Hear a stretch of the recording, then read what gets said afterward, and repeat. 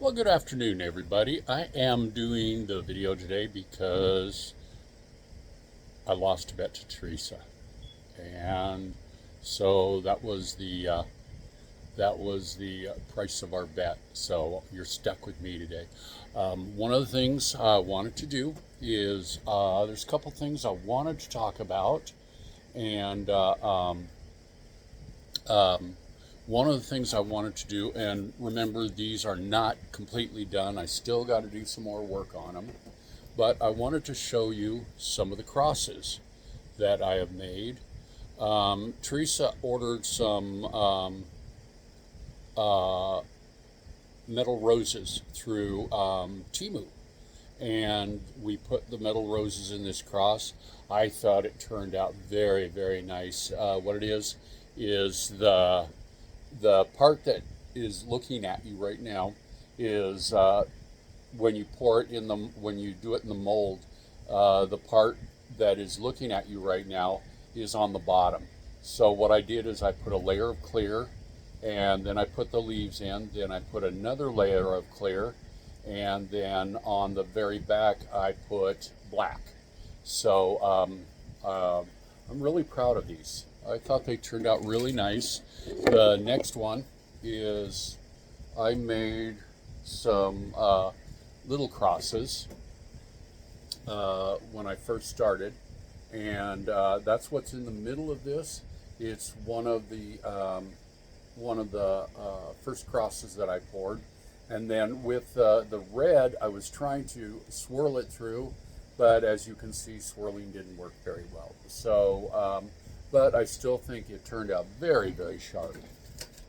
And this next one, this is one I think this is the very first one I have done. And what I did is we have some crushed glass.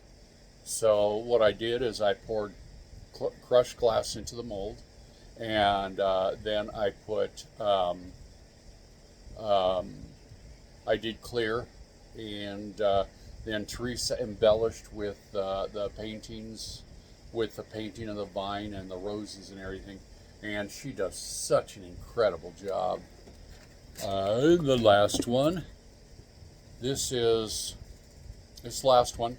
I think this is the second one I did, and that metal thing in the middle is actually part of a necklace that Teresa got, and I think she got it from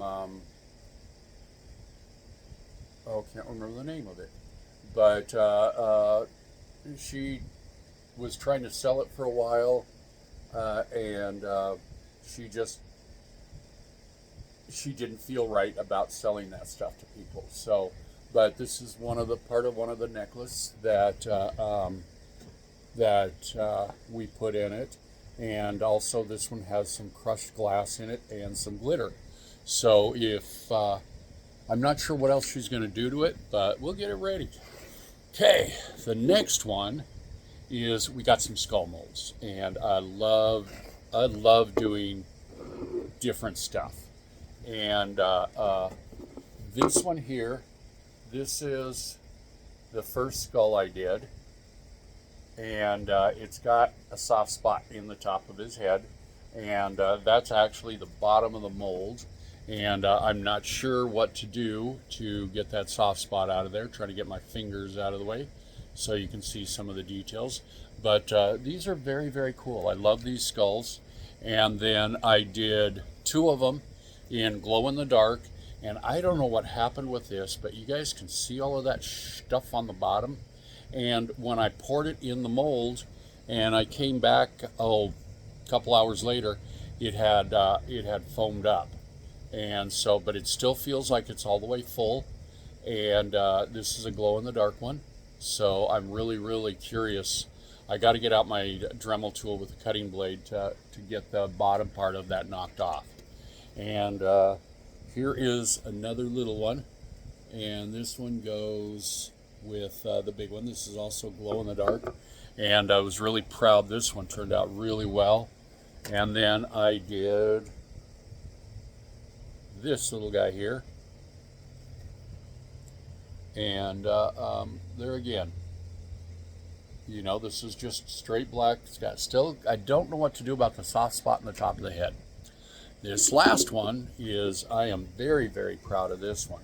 And this is one where when I first started pouring, I had some extra resin. I had more than I needed. So I saw this big skull mold. And so what I did is I poured this with clear, and then I just kind of saved it. So every time I had more than I knew what to do with, I would just add it to here. So we got a layer of, actually I think this had just a titch of blue in it. So you've got this one and the red here, and this red is from that one red cross. And then it's got a layer of clear right through here.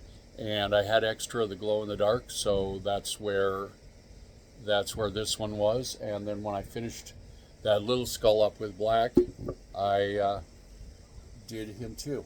So still not sure. Got to talk to Teresa. We've got to do some research to see what we want to, what we think is a fair price. You know, I've never been the type to gouge people, because you know I've always thought that you should get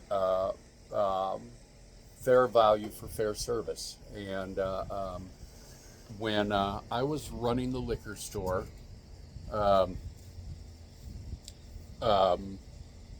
there was one year, okay, let me back up a little bit. In the liquor store with Wyoming, when you get the Christmas gift pack list, and you have to have your gift pack list, you have to get what you're ordering in. It used to be mid-July, and I don't know still if they're doing that. But one year I was looking through the list, and I saw these gift packs of Dom Perignon, and it was a regular price, and they were 3-packs. So I ordered a couple of them, and then I found out that there was a screw up, that those 3-packs were actually 6-packs, and we paid the same price as we did for a 3-pack. So basically I got all these gift packs of Dom for half price. And so as soon as I found out that, I was able to tack on like 10 more cases. And the district managers about had a fit when they saw how many of these I ordered.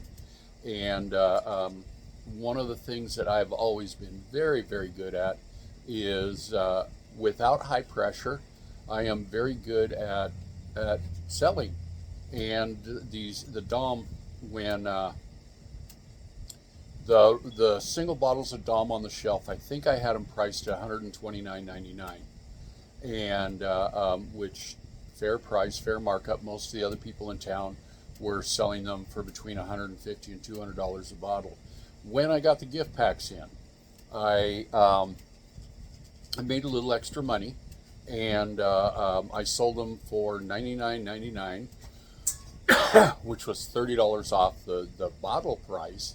And I think I ended up with 12 or 13 cases.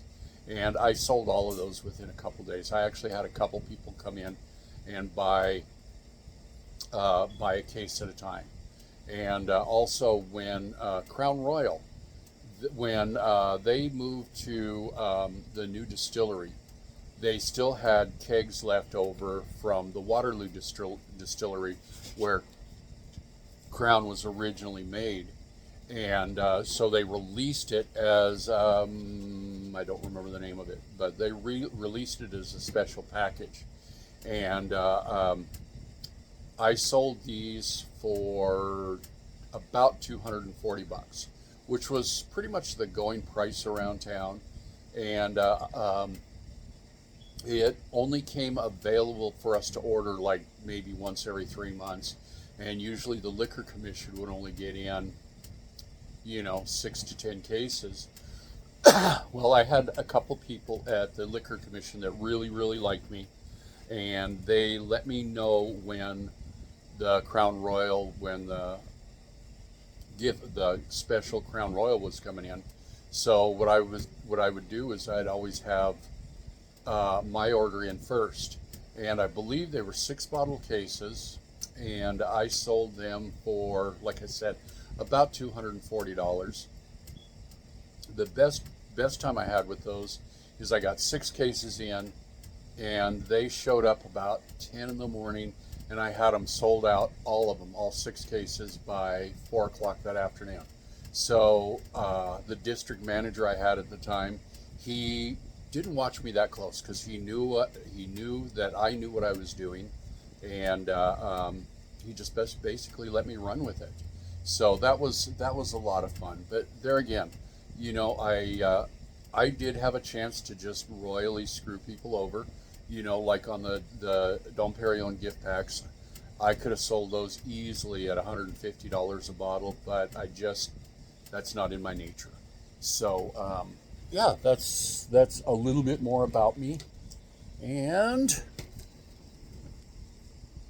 I had my list, and I checked it twice, and now I have absolutely no idea what I did with my list. So now we're going to wing it.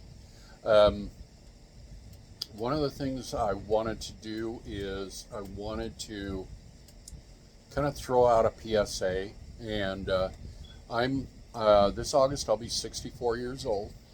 And when I was about 8 years old, we went out to the lake, and they were having a barbecue for us. There was me and Dad, and there was another kid that was in our group that his birthday was in August. So we were having a big barbecue out at the lake, and I was wading in the water. You had this big rocky pier that goes out probably about 100 feet, and it's probably about 50 feet wide. And then right up next to the pier, it just drops straight down. So it's only up until about 3/4 of the way out there, it's only like 4 foot deep. And so I could wade out there, and I don't think they were watching me that close. And I was wading out and venturing to unknown territories. I stepped in a hole, and I went down over my head, and I didn't know how to swim. I went into an absolute blind panic, and I assume I was yelling underwater, and I was trying to get my hands above the water and everything. And I thought that this was the end. So I kept waving, kept fighting. Finally, I got my foot out of the hole, and I was able to push my head up above the water. And about that time, I look up and I see my dad jumping off the pier to try to save me, but I did save myself. And after that, Mom and Dad tried to get me into swimming lessons, and I went into a big panic.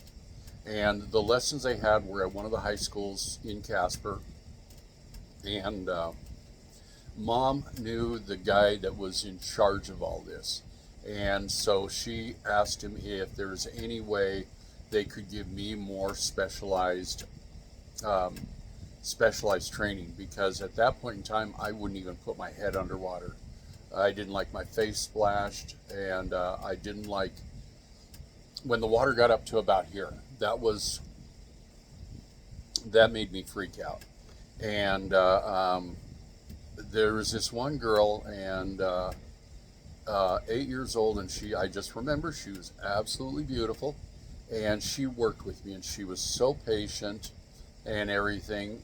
And every little milestone, like the first time she got me to put my face in the water. I mean, sorry. First time she got me to put my face in the water, all I could hear was yelling and screaming from her and from some of the other instructors and from the people watching and everything. But over the course, she managed to get me to where I could swim across the pool. And to this day, I still have panic attacks. I cannot open my eyes underwater. I cannot do that.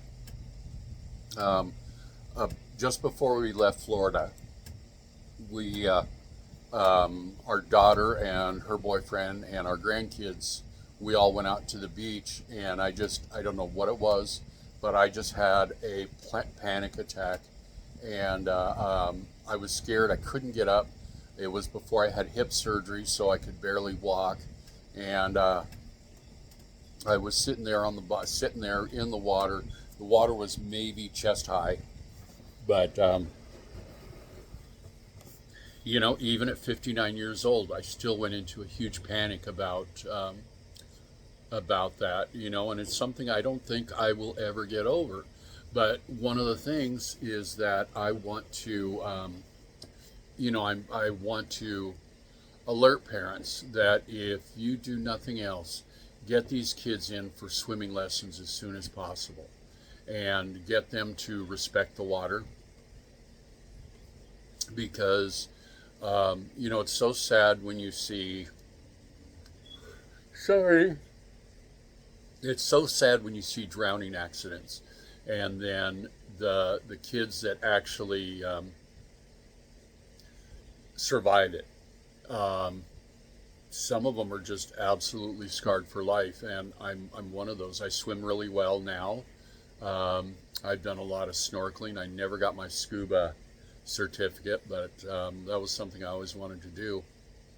But it's really scary how fast the panic can come in, and even with all the training I've had, I still almost completely forgot all my training. So if nothing else, I really, really encourage you guys to get your kids, grandkids, whomever into training, because it's not a good thing. Okay, got to turn the fans on. It's a little cool here. I took out Jujubee. I took her out this morning, and she was just going nuts. I mean, she had the zoomies, and what's neat is the lead we have is 25 foot long. And we sit, as you're coming down the steps, the lead is tied to one of the posts, and we sit, as you're coming down the steps, we sit over to the right, and she can go, we're about halfway that lead, so she can go about 12 to 14 feet past us. But then the other side of the steps, she can go the whole 25 feet. So it works really well that we sit over there, and whatever the current toy of the day from. I am so sorry about this. But whatever the toy of the day is she'll bring it up, and she'll put it in your hand, and then you throw it, and then she'll go chasing it. I got to be careful, because I have a tendency to throw it a little bit too hard, and it's out of range of the lead. And there was one time I did that, and the steps, there's 6 steps, and then the platform up on top is about 3 by 3 with the railings and everything.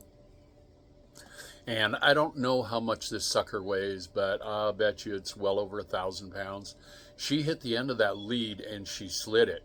She pulled it away from the house, so I had to kind of push it back. So I try to be careful, but when we first got her, Teresa and I were looking at each other like, what did we get ourselves into? And it just took a lot of patience, and she still does the wild child thing a little bit, but she is turning into such a loving dog. I mean, it is just absolutely incredible. And I wish I could find my list. Wait a minute, is that it? There's my list, because I know I'm forgetting something. Sorry, my organization skills. Show crosses, talk about Juju, PSA drowning, and mowing the lawn. We're responsible for our own lawn care, and I do not think I've ever seen a lawn in the area that they actually use sprinklers because it rains here enough. When we were in Wyoming in Casper, I think the average rainfall was about, or precipitation fall was 12 inches a year. And here it is about 50 inches of rain a year. So you get so much more water. We never have to water. The only thing I do water is the plants and vegetables that we're growing.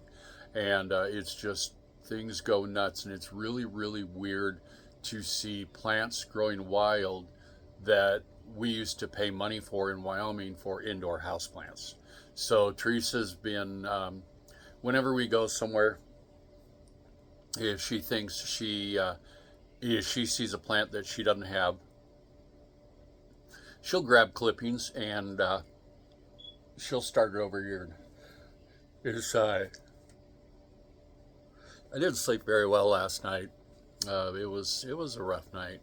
But the thing I wanted to talk about, all of this leading up to it, is a couple, 3 months ago, we bought an electric lawnmower.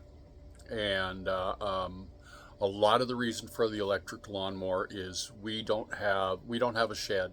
And I am not willing to spend money to put a shed here that when we leave, we have to leave it. And like the metal sheds, they start at about $300. And if we lived here permanently, I mean, if it looked like we were going to be here for the next 20 years, yeah, I would do that. But I am not going to put something in to leave for him. If he thinks we need a shed here, then he should pay for it.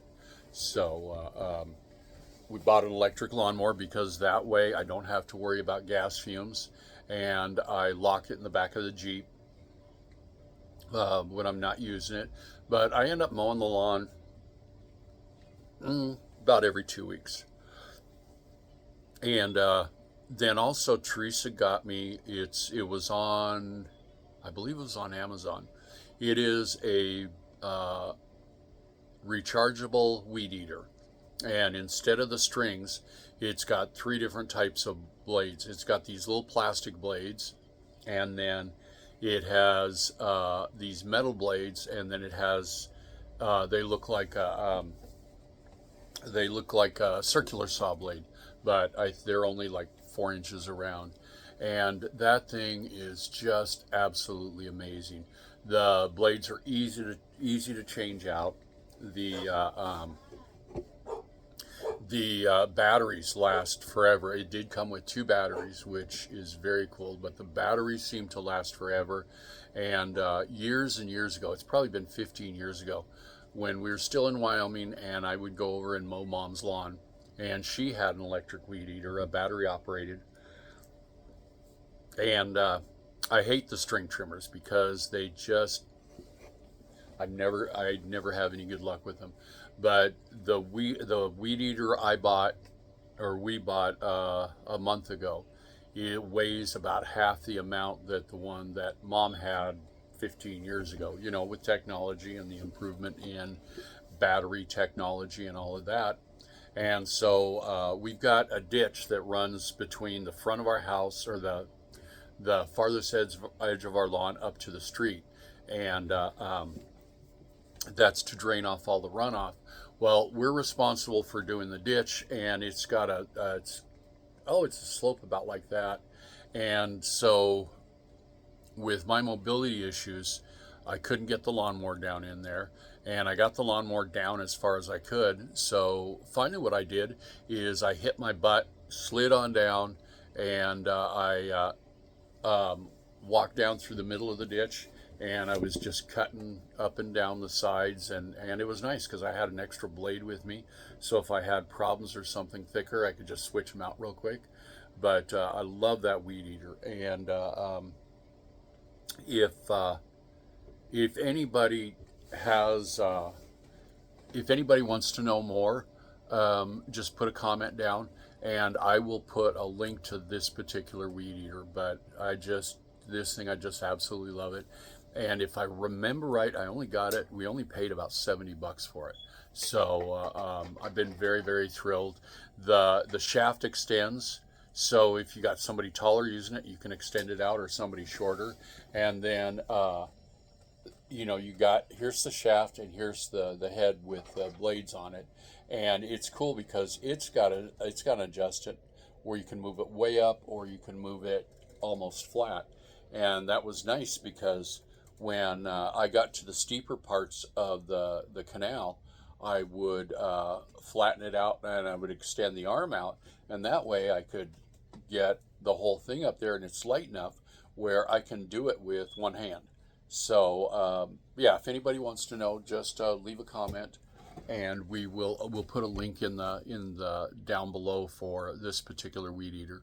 One of the reasons why I wanted to get a lawnmower is this is the first time that I've ever paid to have our yard mowed. And, originally I would have done it from the very start, but I had such mobility problems. It was before I had the hip surgery. And,